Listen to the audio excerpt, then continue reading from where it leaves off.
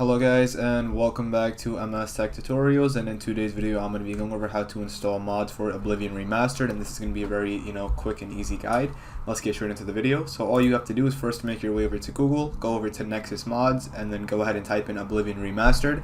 Once you find a mod that you want to basically install, let's just use this one for example, you want to just go over to Files, go over to Manual Download, and remember you do need to be logged into Nexus Mods to actually install mods, but once you're logged in, go ahead and do manual download. Once you see the download in your history, go ahead and drag it to your desktop. Once it's on your desktop, go ahead and extract it, and once it's extracted and it looks like this, you guys should be good to go. Then you guys can X out of the file explorer, go ahead and open up Steam. From Steam, right click on Oblivion Remastered, go over to Properties, go over to Installed Files, and then go ahead and select Browse. Now from Browse, what you want to do is you want to go ahead and select Oblivion Remastered, go over to Content.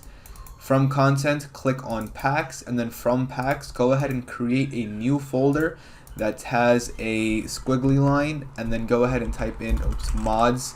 Now once you create a folder that has mods with the squiggly line in front of it, you can go ahead and go over to your the mod that you downloaded, the extracted version, and go ahead and just paste this in.